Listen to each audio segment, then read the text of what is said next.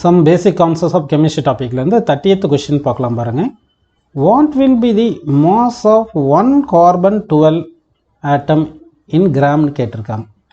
அதாவது ஒரு ஆட்டம் of carbon 12 உடைய மாஸ் எவ்வளோன்னு கேட்டிருக்காங்க. நமக்கு ஆல்ரெடி என்ன தெரியும்னா மாஸ் ஆஃப் ஒன் மோல்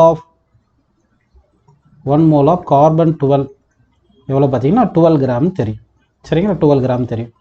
1 மோல்ன்றது எத்தனை பார்ட்டிகிள் பார்த்தீங்கன்னா அவகாட்ரோ நம்பர் ஆஃப் பார்ட்டிகிள். அப்படின்னா mass of Avogadro number of particle எவ்வளோ 6.02 × 10⁻23 ஆஃப் கார்பன் 12 வந்து 12 × 12 கிராம்னு கிடைக்குது. ஓகேங்களா, சரி. அப்படின்னா 6.02 × 10⁻23 கார்பன் ஆட்டமுடைய மாஸ் தான் 12 கிராம்னு கிடைக்குதுப்பா.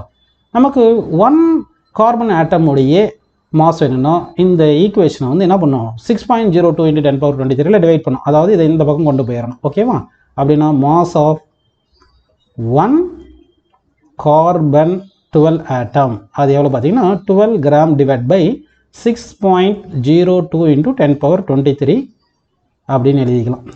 சரிங்களா, ஓகே. இப்போ என்ன ஆகுதுன்னா இந்த 12ம் இந்த 6.02 மட்டும் டிவைட் பண்ணால் என்ன கிடைக்கும் பார்த்தீங்கன்னா அப்ராக்சிமேட்டாக 1.99265 கிடைக்கும். இந்த 10⁻23 கீழே இருக்குது, இது மேலே கொண்டு போயிடலாம். மேலே கொண்டு போயிடணும்னா என்ன ஆகும் 10⁻−23 வந்துடும். ஓகேவா, ஸோ ஆன்சர் வந்து கிராமில் இருக்கும். அப்படின்னா நமக்கு என்ன கிடைச்சது மாஸ் ஆஃப் 1 கார்பன் 12 ஆட்டம்.